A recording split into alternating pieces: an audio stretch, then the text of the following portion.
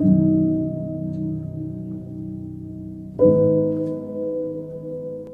was a guy named Jacobo who was a holder of the legends, and he started singing a legend. It was a legend of Nagasan. And the essence of the legend is that Nagasan had given gifts to all the peoples of the world. And the last people to come to Nagasan were the Batwa. And Nagasan, when he saw the Batwa, he said, "I've forgotten about you. And I've given everything away.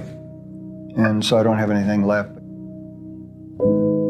But there's this forest. It's a very difficult place to live, so I'll give you an extra measure of cunning and wisdom so you will be able to handle it. But if you do well, you will flourish in this forest. But I will give you this forest.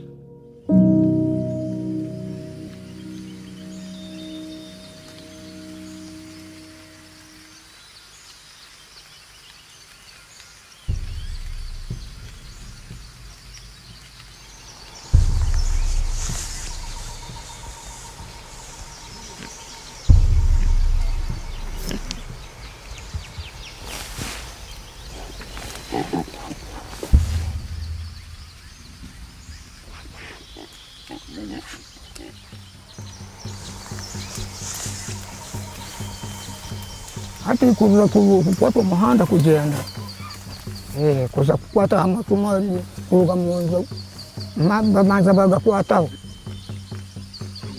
senge yebweni mumura yeta mungu n'impudu amatumu ndinga kugera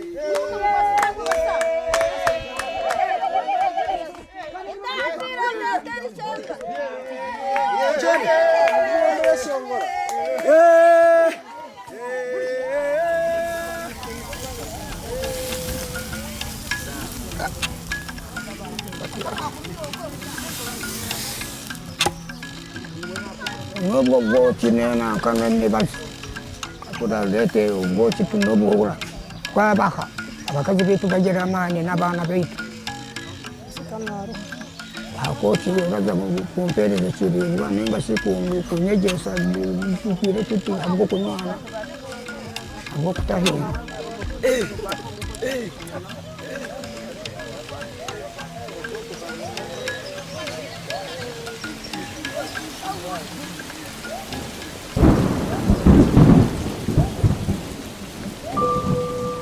Nagasana mtuwo yaje kanisa y'abatwaye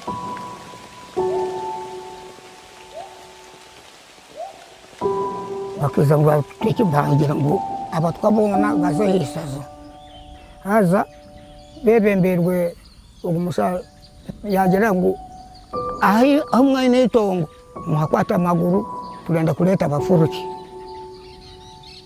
kutwaleta abafuruki muramutakirabaho bera kuma titurirukanga twaza batwite umwanya kubazizire ngo turya mwanya itwe n'abatata twaza kubasumbira imwaho utine rusya nahati mbwene tukwedirije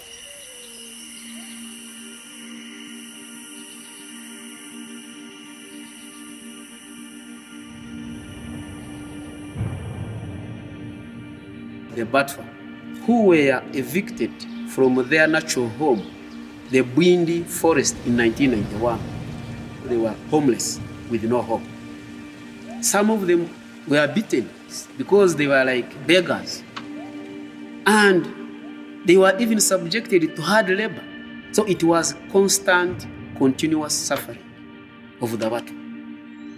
And I saw really this was inhuman.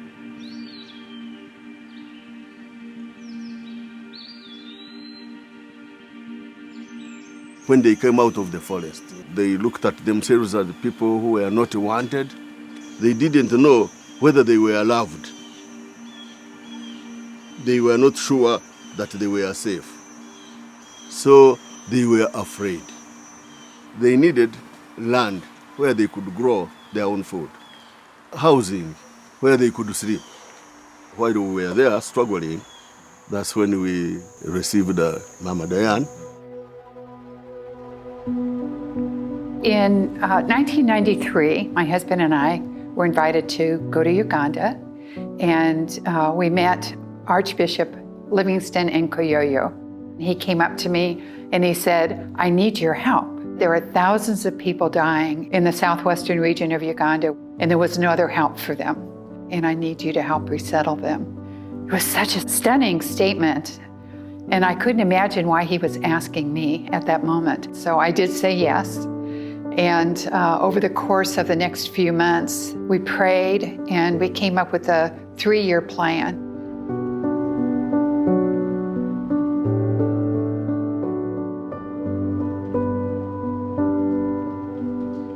Mama Diane was so instrumental. These people were threatened by death. They were going actually to be exterminated from the earth. Money was used to buy land to the Batwa. In the process of being resettled, we recognized that their health needs were not being met. They were really sick with malaria and other upper respiratory diseases that they'd been exposed to and that they didn't suffer with in the forest. Subsequently, we sent out a notice all over the U.S., and it was Dr. Kellermann who responded. The grinding poverty of the Batwa was pretty overwhelming. When we first arrived, what we found was folks are in pretty desperate straits. 38% of the kids were dying before the age of 5, and life expectancy translated to an age of 28. And they would frequently just hang their head dejected because they realized they'd lost a lot of their identity. They had no hope of sustainability. How do you deal with a people group who essentially have been conservation refugees? If we believe that God is the source of all compassion and all mercy and all forgiveness, then that's where we start. And we realized at that time that what we needed to do was just to learn their language, their culture, and their traditions. And so we spent a lot of time, 2 or 3 days a week, living in a tent, traveling around the different settlements and doing mobile medical clinics. People would start drifting in, would see 200, 300, sometimes 500 people a day. Our intensive care unit was under the shade of a tree. They would tell their stories, we would tell our stories.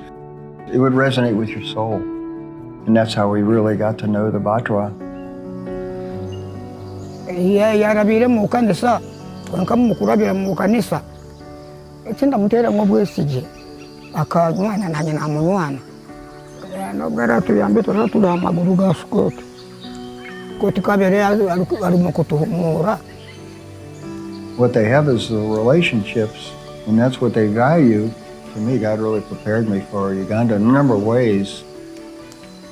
We'd hang IVs in the branches of trees and secure them with vines, dripping life-saving quinine into veins of kids suffering from cerebral malaria. We noticed our malaria rates started plummeting. Everybody had experienced a death. Everybody there had had a child under age 5 die, and they knew the pain, and they didn't want any more of that. So they gathered around, they said, if we work together, we can do it. If we work together, we can build a hospital.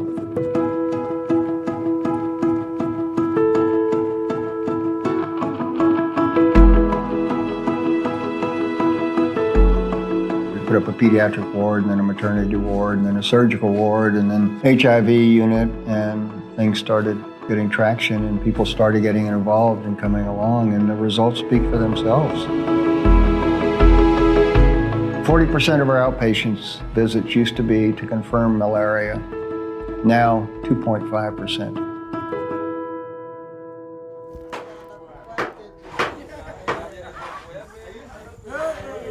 There are some things that are not sustainable. Handouts are not sustainable. So we need to continue to equip them. I see now a good number of the men producing crafts, producing like furniture for schools, for churches, for our health facilities. We are doing things that can enable them to sustain themselves, because Batwa Development Program is continuing the work that Kellermann Foundation started.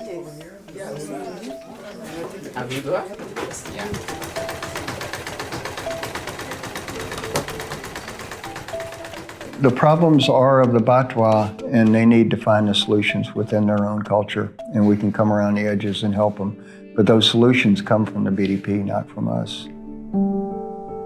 They had to get their own voice. But where would that voice come from?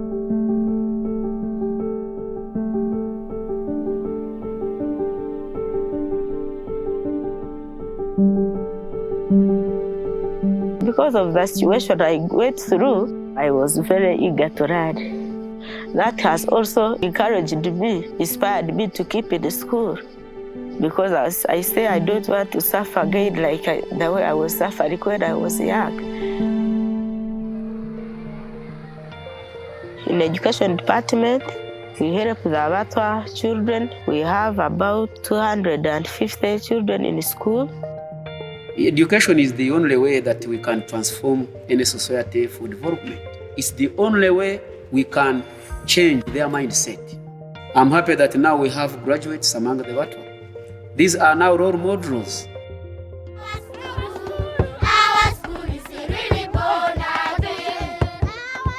The Kellermann Foundation's primary goal is educating as many as we can. We pay for the children's fees, we pay for their meals, we pay for their uniforms. We provide everything for the children, and they're loving it. They are so, so happy. The Batwa, you can see that they had that spirit of worship. They knew that there was something to be worshipped. And so it was easy actually to introduce them to our God, the Father of our Lord, Jesus Christ. So they are embracing that.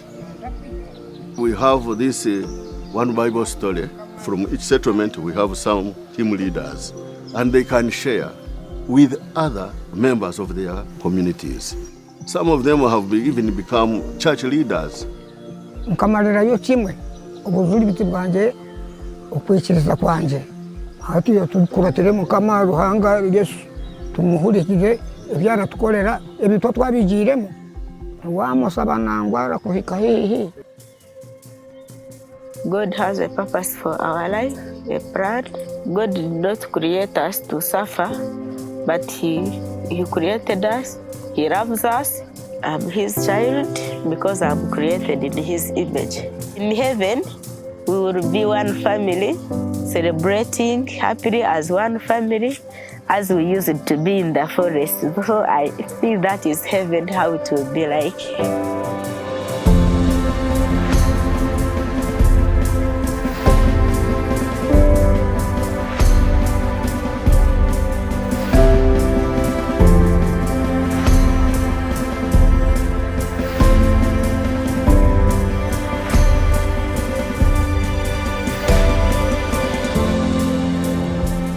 What we need to learn from the Batwa is that we need to value humanity.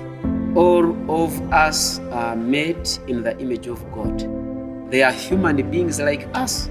It's by God's help that the Batwa are still surviving. Through other people who became generous, saw their condition, and came to their rescue. They know it's God who is the provider. What's the value of patience, compassion, of forgiveness? What did Jesus come to teach? He came to teach about healing, feeding, about education, and about relationships. I mean, isn't that the essence of our life on earth, is the relationships we built with our family and our friends, the joys and opening in your heart. There's something how the healer gets healed in the process. I don't know what your discipline in life will be, But one thing I do know, the ones among you who will be the most happy are the ones who sought and found how to serve. And I think it's the gift of service, to serve the suffering. This is the work of Jesus Christ.